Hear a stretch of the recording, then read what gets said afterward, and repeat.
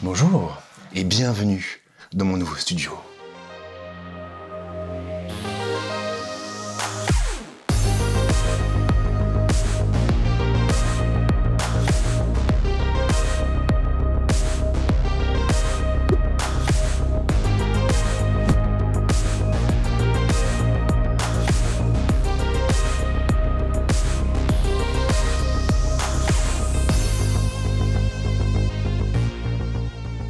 Et oui, vous ne rêvez pas, le moment est venu pour la chaîne de tourner une nouvelle page de son histoire et d'avoir son propre studio.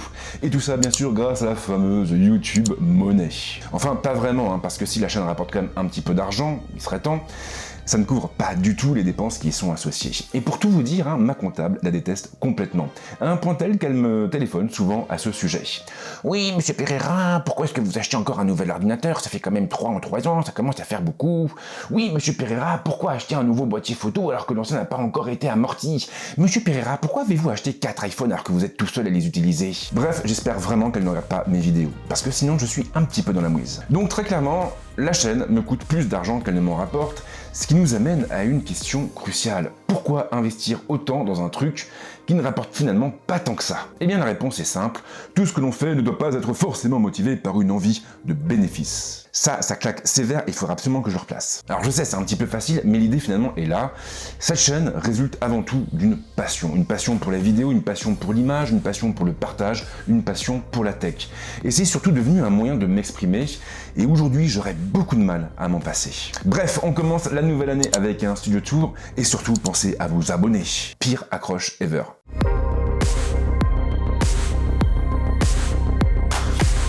Alors pour la petite histoire, il faut savoir que le studio a été aménagé dans une pièce qui remonte aux années 70, avec du crépi plein les murs, une moquette dégueulasse placée sous un plancher en lino. Lourd. Du coup, avant de pouvoir aménager le studio de la chaîne, il a fallu retaper entièrement cette pièce, de A à Z. Et je ne suis pas du tout bricoleur, mais alors vraiment pas du tout. J'ai donc fait intervenir une boîte spécialisée, et autant vous dire que les gars ont quand même bien galéré. Et pour vous donner un ordre d'idée, à la base, la pièce ressemblait à ça. Oh yeah! Clairement, on vient de loin, mais sincèrement, quand je vois le résultat, je me dis que ça en valait la peine. Après, l'idée avec le studio, c'était d'avoir plusieurs points d'intérêt, plusieurs points of interest, donc plusieurs endroits où filmer, histoire de varier un petit peu les plaisirs. Et bien sûr, ces endroits, je vais vous les présenter.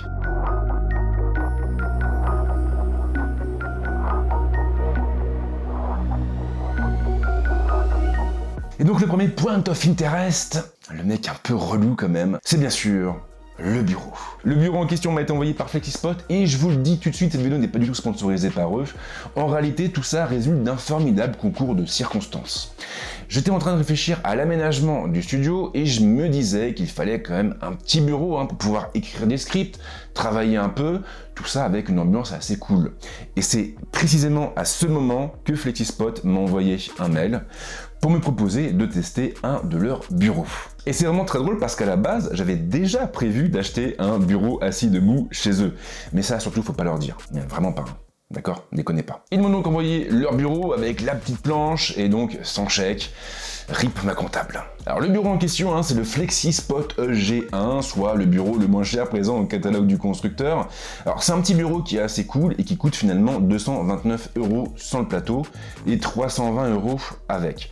On est quand même sur des prix qui sont très attractifs. Alors je vais pas vous sortir la liste de toutes les caractéristiques techniques du produit, mais sachez quand même que le modèle est équipé d'un seul moteur. Un moteur qui est placé au niveau de la partie droite et qui peut soulever quand même 70 kg sans effort avec une vitesse de 25 mm par seconde. Alors dit comme ça, c'est pas franchement impressionnant, mais je peux vous assurer que ça fonctionne vraiment très bien. J'ai même vous fait une démo. Attention, incroyable bureau qui se soulève. Ah, je me suis trompé de bouton. Ouh. C'est cool. Franchement, c'est cool. Ça fait un petit peu de bruit, mais on reste quand même sous les 45 dB, si je me trompe pas, donc c'est raisonnable. Je vais peut-être le relâcher un peu parce que ça commence à monter un peu trop. Je le baisse. Tu baisses le bureau, tu montes le bureau. Tu baisses le bureau, tu montes le bureau. Bah, vous avez la ref quand même. Ouais. Allez, dites-moi dans les commentaires ce que c'est exactement, à quoi je fais allusion. Il n'y a pas de lot à gagner, hein. Commencez pas à gratter des trucs, hein. Voilà, on n'a pas le budget, clairement pas. Plus maintenant en tout cas. Côté hauteur, on pourra aller de 71 à 121 cm, hein, c'est quand même super précis, ce qui est finalement une très belle amplitude. Même si vous êtes très grand, vous pourrez donc utiliser le bureau debout. Perso, je fais 1m90 et en vrai, bah ça passe crème. Alors niveau montage, ce qui est très très drôle, c'est que je l'ai monté moi-même. Et ouais, incroyable, et je n'ai pas rencontré le moindre souci, ce qui montre un peu hein, la facilité du truc. Un jour, il faudra que je vous raconte comment j'ai failli devenir aveugle en montant un meuble Ikea. Bah, franchement, ça vaut le détour, et d'ailleurs, ma femme m'en parle très souvent. Un peu trop d'ailleurs. Gros moment de solitude. Et ce qui est vraiment cool, hein, c'est que le pied peut être acheté à part de la planche.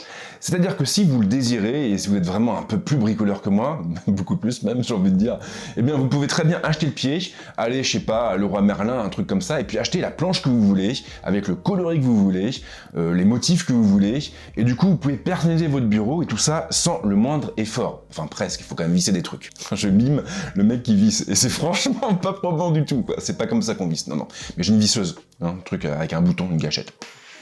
Tu visses comme ça. C'est carrément cool. Une petite seconde. Non, c'est bon, merci. Et au final, il ne manque que 2 choses à ce bureau. Mais vraiment 2 choses. La première, elle est évidente, c'est la mémorisation de la hauteur. C'est-à-dire que là, clairement, vous avez un clavier avec une flèche qui pointe vers le haut et une flèche qui pointe vers le bas. Vous le montez, vous le descendez, mais vous ne pouvez pas mémoriser une position. Si vous voulez le faire, il faut vous orienter vers un des modèles supérieurs, qui coûte un petit peu plus cher.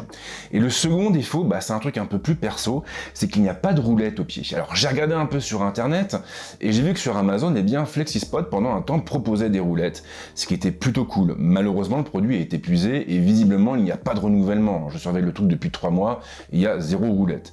Donc, il faudrait que j'aille chercher d'autres roulettes qui pourraient potentiellement être compatibles avec les pieds du bureau. Mais voilà, ça fait partie de ma liste, de ma to-do list. Voilà, le truc que je regarde jamais en fait. Je remplis puis je regarde pas. C'est facile. C'est une manière de s'organiser en fait. Vous avez des trucs à faire, et bien vous les notez et puis vous les oubliez. C'est toute ma vie ça. Alors le bureau il est plutôt cool, hein, vous l'avez vu, mais il faut quand même que je vous parle de ce qu'il y a au-dessus. Alors en dehors de ma petite lampe de bureau, on va trouver, attention, un iPad Pro, qui est monté hein, sur un support magnétique au nom un peu chelou. De tête, je crois que c'est un truc du genre de Bong Bing Bouf. Enfin, quoi qu'il en soit, le support en question est plutôt looké, ça rappelle vraiment hein, le pied de l'iMac, et surtout, il permet de faire basculer l'iPad Pro du mode portrait au mode paysage. Et sachez d'ailleurs hein, que nous aurons prochainement l'occasion de reparler de cet accessoire incroyable. Et je profite d'ailleurs de l'occasion pour vous dire que vous avez dans la description de la vidéo le lien de tous les produits qui sont présentés. Et bien sûr, ce sont des liens affiliés, ce qui veut dire que globalement, si vous cliquez dessus et si vous achetez le produit, je vais toucher une petite commission. Alors vous, ça vous coûte pas plus cher, mais moi, ça fait plaisir à ma comptable. Ensuite, pour protéger le bureau, j'ai opté pour un DeskMate de Satechi de couleur marron. Et ce qui est vraiment très très drôle, c'est que j'ai exactement le même protège bureau pour mon bureau. Ouais, ça fait 2 bureaux dans une phrase, mais peu importe. Donc j'ai le même dans mon bureau, mais cette fois-ci de couleur noire. Alors histoire de ne pas devenir complètement fou en devant taper mes scripts hein, sur l'écran tactile de l'iPad Pro, ne le faites surtout pas. J'ai aussi investi dans un ensemble souris-clavier. Et ici, eh bien, j'ai opté pour, attention, je le montre ici, du Logitech. Logitech. Alors vous connaissez forcément la boîte suisse, hein, tout le monde la connaît, Logitech, périphérique, accessoires. C'est une marque qui est super connue. Et là, vous vous dites peut-être, mais pourquoi tu as investi dans du Logitech au lieu de prendre, je sais pas, le clavier, la souris Apple? Eh bien en fait, c'est simple. C'est que sur le clavier Logitech, vous avez 3 petits boutons là-haut. Et ces 3 petits boutons, ils vous permettent de changer de périphérique. Et ça, c'est très important parce que ça veut dire qu'avec un même clavier, vous pouvez travailler sur 3 produits différents. Et dans le sens où je ne travaille pas uniquement sur l'iPad Pro, j'ai aussi mon MacBook Pro qui est en bas, et des fois je le montrerai pour travailler dessus, et bien ce clavier me permettra de switcher facilement du MacBook Pro à l'iPad Pro. Et ça me fait penser que Apple devrait vraiment le faire, hein, parce que je comprends même pas pourquoi ils le proposent pas sur leur propre clavier. Surtout que ces derniers coûtent quand même une blinde. Et pour la souris, eh bien, c'est une... c'est pas écrit dessus. Ah si, c'est écrit derrière. C'est une Logitech Pebble M350. Alors, elle, par contre, on peut pas changer de périphérique. Enfin, je crois pas. Non, on peut pas. C'est un petit peu dommage, mais bon, voilà, j'ai déjà appairé avec mon MacBook Pro, avec mon iPad Pro, donc je peux quand même switcher par les paramètres Bluetooth. C'est pas ultra pratique, j'aurais vraiment aimé une autre souris, mais pour l'instant, voilà, j'ai pas investi dans une souris supplémentaire. Celle-là fera amplement l'affaire. Et l'avantage qu'elle a, c'est qu'elle est toute fine, assez plate, et donc elle rentre dans le sac assez facilement, quoi, plus qu'une grosse souris Vous savez, les grosses souris Logitech, là, les MX chez MX Master, elles sont géniales, mais elles sont quand même un peu bombées, quoi. Et du coup, bah, dans le sac à dos, c'est compliqué. Putain, je sais pas pourquoi je m'aime ça en vrai. Vraiment pas, quoi. Alors après, si vous êtes très attentif, vous apercevrez dans le coin du bureau un truc conique dans lequel est planté un petit bras ici avec un microphone. Alors ce microphone, c'est le Shure MV7. Il est super, franchement il est super, j'ai testé un peu, il est incroyable. Mais je peux pas vous dire encore à quoi il va servir. Et voilà, ça fait partie des projets pour l'année 2022, des projets top, secrets, dont on ne parle pas et que je vais sans doute teaser pendant une dizaine de vidéos, histoire de faire monter un peu la sauce, quoi, bah, artificiellement. C'est pas bien, mais on le fait tous, et puis c'est plutôt rigolo. Donc ce microphone va jouer un rôle crucial dans mon avenir. Trop bizarre.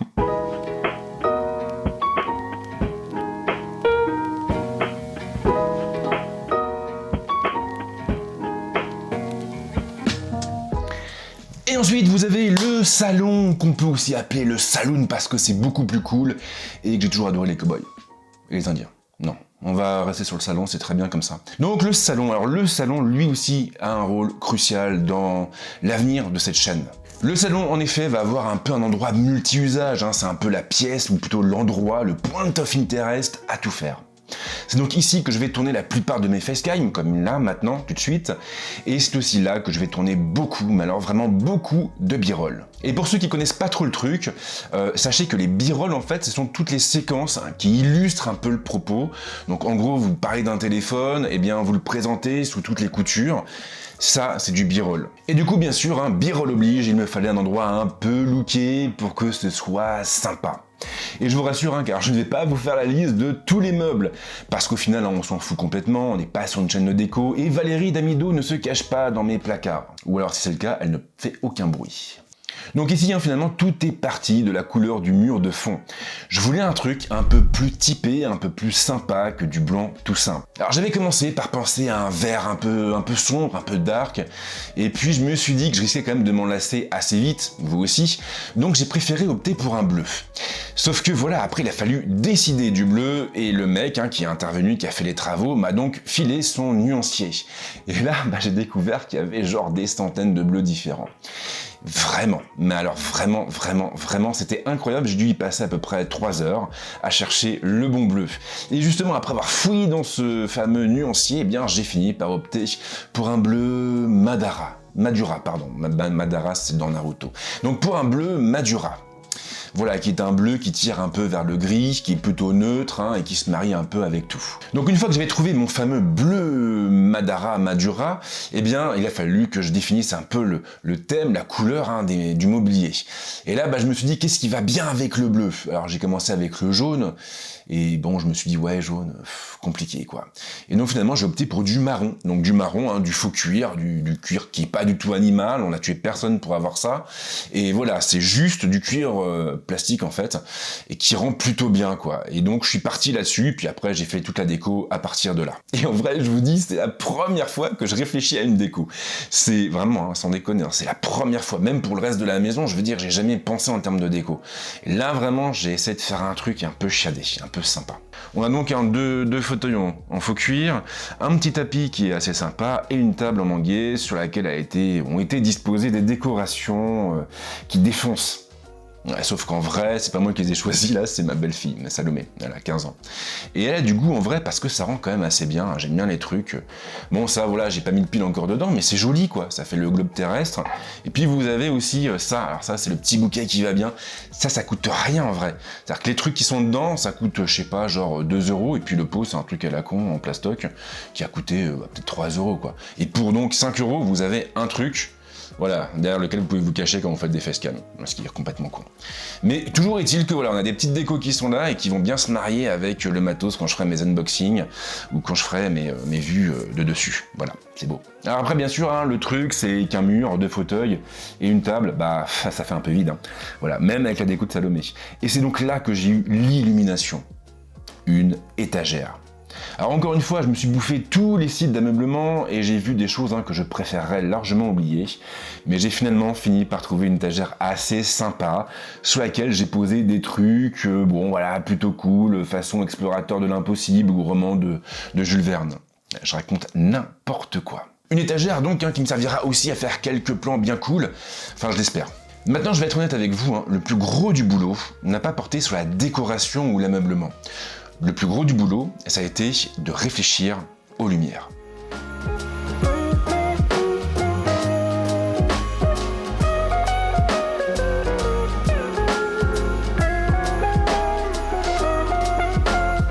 Alors on dit souvent qu'en photo ou en vidéo, le plus important, c'est la lumière. Et si on le dit souvent, eh bien c'est parce que c'est vrai. Concrètement, vous pouvez avoir le meilleur boîtier du monde, si vous shootez dans une pièce vide, noire, sans source lumineuse, bah vous aurez une vidéo qui sera pas ouf quoi. Clairement. Maintenant, si vous shootez dans des ambiances même tamisées, mais avec des petites lumières d'appoint, des lumières de déco qui vont habiller un peu la scène, et bah là, tout de suite, même avec un boîtier qui est beaucoup moins performant, qui est beaucoup moins pro, et bah vous aurez une ambiance particulière. Donc, gros boulot sur la lumière. Et là, attention, je ne parle pas de matériel de tournage. Je ne parle pas de ma key light, de ma, second light. Je parle uniquement des lumières de décoration. Je pense que je ferai une vidéo un peu sur mon setup de tournage. Si ça vous intéresse, dites-le dans les commentaires. Abonnez-vous, likez. C'est bon, c'est fait? Ok, on passe à la suite. Donc, je parle pas du matériel de tournage. Je parle uniquement des lumières de décoration.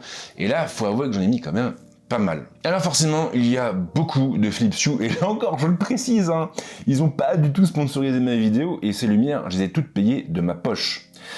Donc on a quoi? On a déjà une ampoule au plafond qui change de couleur, qui permet de définir un peu des ambiances, on va dire. On a aussi une Yugo qui se trouve juste sur l'étagère, derrière moi. On a un light strip qui est derrière les fauteuils, qui est collé sur le parquet, au sol, et on a 2 smart plugs en prime, avec une autre Yugo qui se trouve du côté du bureau. Ouais, ça fait beaucoup, j'aurais dû prendre des actions chez Philips en fait. Ouais, mais non, mais j'ai pas d'action, du tout. J'ai des bitcoins, enfin, j'ai pas des bitcoins, j'ai des centimes de bitcoins, j'ai même des centimes de bitcoin. Bitcoin, on s'en fout en fait.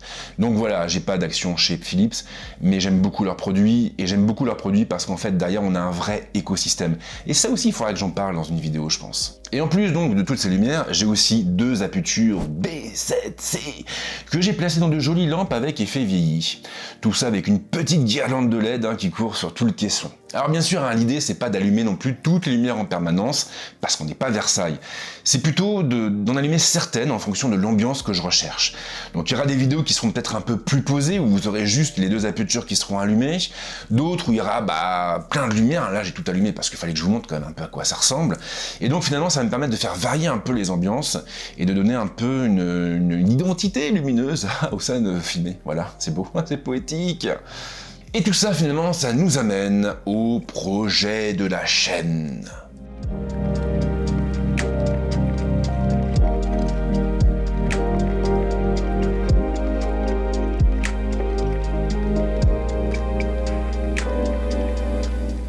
Mais avant de vous parler des projets pour cette année, on va commencer par faire une petite rétrospective de l'année 2021.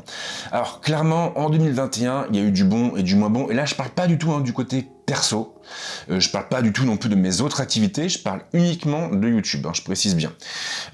Donc, parmi les trucs cool, on a le palier des 40K qui a enfin été franchi. Alors je sais, c'est rien du tout par rapport aux gros youtubeurs tech, mais moi ça me fait plaisir. Voilà, ça me fait plaisir parce que j'aime bien les comptes ronds, parce que 40 000, c'est pas rien malgré tout, d'arriver à séduire 40 000 personnes, c'est plutôt bien, c'est plutôt gratifiant. Et puis surtout derrière, ça me permet aussi d'avoir un peu plus de poids quand je vais négocier auprès des marques. Donc pour des dotations, pour des prêts, pour des concours. Donc ça, c'est vraiment ultra positif. Surtout qu'en plus, c'est pas uniquement un chiffre abstrait. Et derrière, il y a aussi une vraie communauté qui s'est formée sur la chaîne. Vous êtes nombreux à commenter, vous êtes nombreux à liker. Vraiment, j'ai un taux de like qui est vraiment ultra bon. Clairement, on est à chaque fois au-delà des 95% de satisfaction. Voilà, c'est un super ratio et ça me fait plaisir. Donc beaucoup de commentaires, beaucoup d'interactions et pas trop de gens haineux qui viennent m'embêter. Alors j'en ai quand même quelques-uns, mais la plupart du temps, les critiques que j'ai, ça va être sur mon physique ou sur ma façon de parler, mon accent notamment, parce que j'ai pas du tout d'accent anglais, quoi. Ni même espagnol en vrai, j'ai aucun accent. Donc voilà, je veux dire, Alors c'est pas toujours cool, mais j'en tire comme une satisfaction parce que si le seul truc qui vous emmerde dans mes vidéos, bah, c'est ma tronche, c'est que bah, mine de rien, peut-être que je produis un contenu qui est pas si mauvais que ça, quoi. Donc c'est plutôt cool. Voilà, hein, c'est l'histoire du verre à moitié plein, à moitié vide. On repart toujours sur les mêmes trucs. Maintenant, parmi les trucs un peu moins chouettes, bah on a les vues. Alors je sais qu'il faut pas trop en parler, généralement on est assez discret, hein, mais clairement, ce qu'on constate, c'est que, enfin ce qu'on constate, quand je dis on, c'est pas que moi en fait. Alors moi j'ai bien vu qu'au niveau des vues, c'était pas ouf, on est à peu près au même niveau que l'année dernière, alors qu'on a plus d'abonnés, hein, donc c'est un peu décalé, c'est un peu bizarre. En fin d'année, ça a été pas fou du tout, il y a eu quand même une baisse qui était assez conséquente. Alors forcément, je me suis remis en question, je me suis dit, oula, il y a peut-être un problème avec ce que je fais, avec ce que je suis, je sais pas. Donc j'en ai parlé à pas mal de copains youtubeurs, ça c'est ce qui est cool, c'est qu'on est comme ça chez youtubeurs. C'est pas des conneries en vrai, on est vraiment comme ça, il n'y a pas trop de concurrence. Et je parle même des gros youtubeurs, hein, parce que en vrai, peut-être que des fois vous avez l'impression qu'ils sont inaccessibles, parce que bah ils ont 500, 800 000 abonnés. Sincèrement, ils sont très cool. Voilà. J'ai pas cité de noms parce que du coup, si je cite les noms des youtubeurs qui sont cool, d'ailleurs, bah, ceux que j'ai pas cités, vous avez pensé qu'ils sont cons, et c'est pas du tout le but. Donc, toujours est-il que j'en ai discuté donc avec pas mal de gens, et cette baisse, elle est assez générale. Alors, je sais pas d'où ça vient. Est-ce que c'est sociétal? Est-ce que c'est algorithmique? Parce que ouais, l'année a été très compliquée côté Google, hein, je précise bien, pas YouTube, mais Google. Enfin, si vous suivez un peu le SEO, bah il y a eu quand même 7 changements d'algo, je crois, cet été. Bah, un truc jamais vu. Il y a eu 4 ou 5 là depuis la rentrée dernière.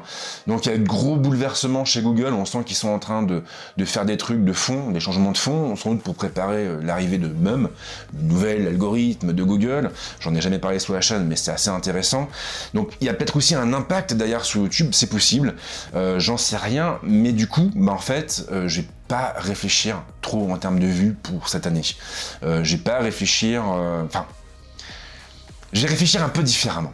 Concrètement, pour faire des vues, il faut 3 choses. Pour moi, il faut 3 choses. Il faut plaire aux abonnés, plaire aux gens qui vont sur YouTube. Il faut aussi plaire aux algos. Et il faut aussi se plaire à soi-même, parce que si vous vous faites chier dans ce que vous faites, bah ça va se ressentir. Et puis en vidéo, vous avez votre visage qui est là face à la caméra, ça se voit. Le mec, il est là comme ça, il récite son truc. Tout le monde sait qu'il s'emmerde et qu'il fait pas ça par passion. Donc, il faut se plaire à soi, il faut plaire à ses abonnés, plaire aux gens qui vont sur YouTube, et puis il faut aussi plaire aux algos. Sauf que les algos, il y a tellement de changements, et puis il y a tellement peu de communication là-dessus, qu'en fait, ça, vous le dégagez. Parce que si vous produisez du contenu pour les algos, clairement, ça marchera pas sur le long terme. Il faut penser aux gens, il faut produire du contenu pour les gens. Donc, mon objectif pour 2022, c'est me faire plaisir et vous faire plaisir. C'est super bizarre dit comme ça, mais vous avez saisi l'idée. Alors ça, bien sûr, ça va passer par les thématiques qui vont être abordées. Et je sais très bien que pour faire des vues, il faudrait que je sorte mes tests genre 3 jours après le lancement d'un produit, ou le jour du lancement d'un produit. Il faudrait que je balance plein de contenus un peu polémiques, un peu agressifs, genre « Ouais, l'iPhone 16, il est génial, Android, c'est de la merde ». Je sais que ça cartonnerait, je sais qu'il y aurait masse de réactions. Bon, il y aurait des gens qui gueuleraient, bien sûr, mais voilà, il y aurait des réactions. Et qu'elles soient positives ou négatives, sont les réactions qui permettent de pousser le contenu en avant. Donc il faudrait que je fasse ces contenus-là pour que ça cartonne. Sauf que j'ai pas envie de faire ça. J'ai pas envie de faire des trucs comme ça. J'ai pas non plus envie de faire des titres un peu choquants. Voilà, je sais que ça marche, je le sais, j'ai fait des tests, je le vois bien, clairement. Mais j'ai pas envie de faire ça. J'ai plutôt envie de me focaliser vraiment sur la plus-value du contenu. Alors, il y aura toujours des tests, hein, je vous rassure, il y en aura toujours, il y en aura peut-être moins. Par contre, parce que j'avais tendance un peu à tester tout et n'importe quoi, et en fin de compte, je me dis que j'ai perdu beaucoup de temps sur des trucs qui n'avaient pas grand intérêt, qui vous ont pas forcément beaucoup intéressé. Et puis, donc ouais, je vais me focaliser vraiment sur les produits qui sont attendus. Voilà, des produits sur lesquels vous voulez un retour. Parce que c'est des produits que vous allez peut-être avoir envie d'acheter, qui vont vous intéresser, et vous allez avoir besoin d'avoir un avis derrière pour valider ou pas votre achat. Donc je vais me focaliser vraiment sur des produits de ce type.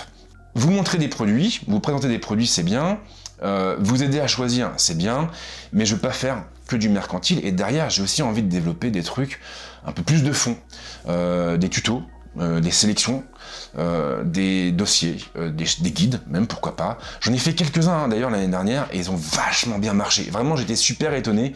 C'était un peu un test pour moi et j'ai fait des vidéos où j'ai tapé dans les 20 000 vues, mais genre en quelques jours quoi. Et c'est pas mal hein, par rapport au ratio du nombre d'abonnés, c'est vraiment pas mal. Donc je vois qu'il y a quand même de votre côté une appétence, peut-être une attente.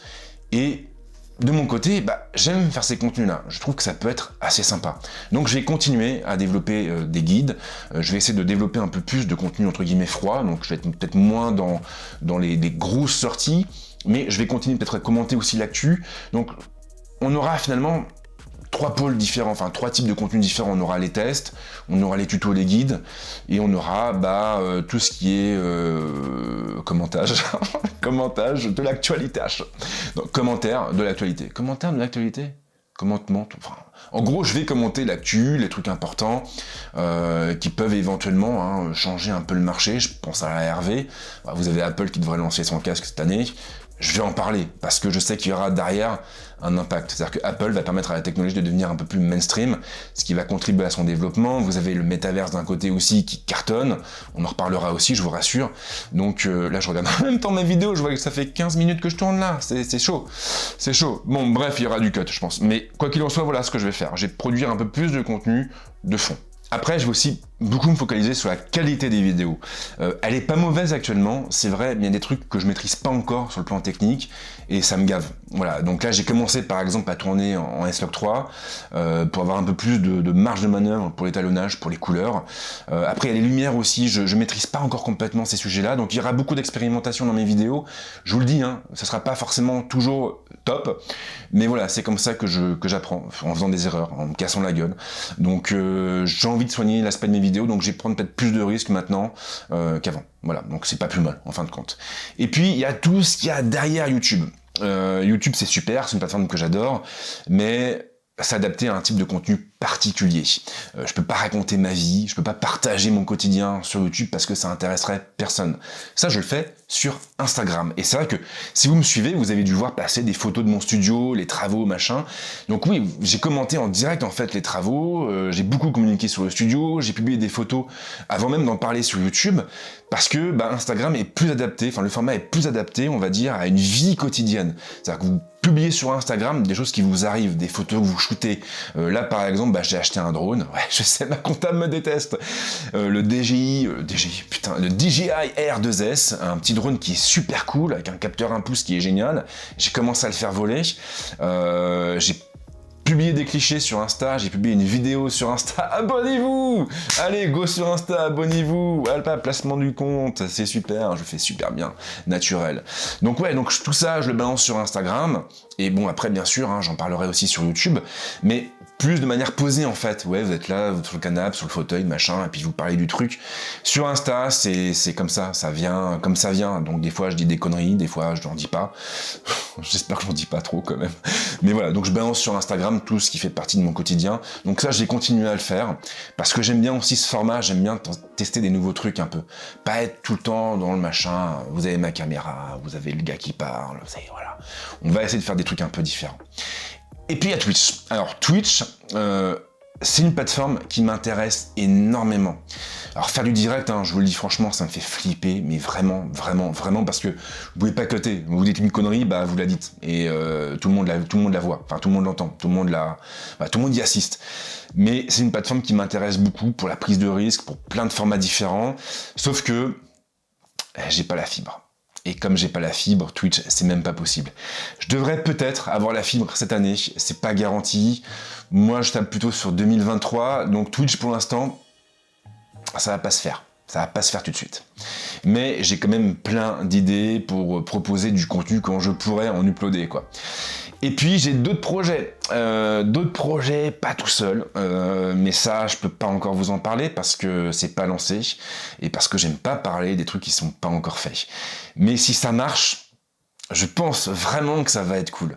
Je pense que ça va être cool parce que ce sera un bon délire et en même temps il y aura une plus-value. Donc voilà, je vous en dis pas plus, mais je crois vraiment qu'on va s'éclater en 2022.